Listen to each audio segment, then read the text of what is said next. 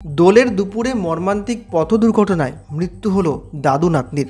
রং খেলার জন্যই দাদুর সঙ্গে নাতনি যাচ্ছিল মামার বাড়িতে, কিন্তু জাতীয় সড়কে একটি গাড়ির ধাক্কায় দুমড়ে মুচড়ে গেল টোটো।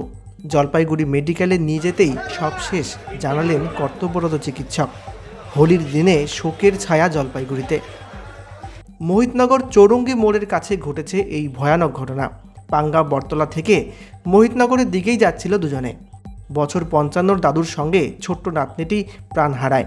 এই ঘটনার পর সাময়িকভাবে এলাকাবাসীরা বিক্ষোভ দেখায়। ঘটনাস্থলে যায় পুলিশ।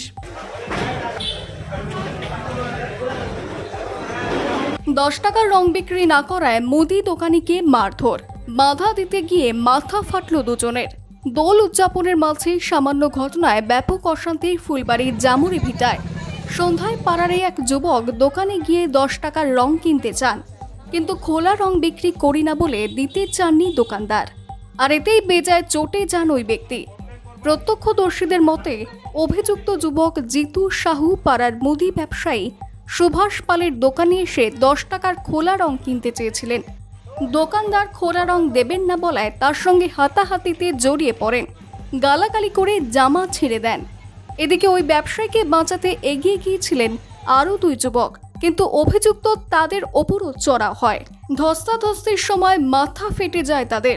ব্যবসায়ী বলেন, খোলা রং চাইছে। আচ্ছা, আমি বলছি আমি খোলা রং বেচি না, আমি বান্ডিল বিক্রি করি। আচ্ছা, ওইতে ও রাগ হয়ে আমার দোকানে পুরো থাপড়াথাপড়ি শুরু করছে। আমি বলছি এরকম করবেন না, এটা দোকান। এই কথা বলাতে ও আমার গেঞ্জি ফেঞ্জি সব ছিঁড়ে দিছে, আমার ছেলেকে অবধি মারছে। তারপরে ওখানকার একটা ছেলে ছোট, ও দেখছে ও এসে বাঁচাতে গেছে, যারা ওকে ওর 2 ভাইকে মেয়েরা মাথা সাথে ফাটাই দিছে। এরা কারা? আমাদের পাশেরই, আমাদের পাড়ার ছেলে। কি নাম তাদের? নতুন নাম, একটা জনের নাম জানি না। তারপরে জিতু বলে আর ছোট ভাই, বড় ভাই মনে আছে। আমি বললাম জিতু দা কিচ্ছু হয় না, ও 10 টাকার রং চাইছে। আমি বলছি আমি ওকে খোলা রং বেচি না। ও এসে আমার গলার মধ্যে ধরছে। কি ক্ষয়ক্ষতি হয়েছে আপনাদের? আমার দোকানটা উলটপালট করে দিছে। অভিযোগ করবেন এই বিষয়ে? দেখি আমি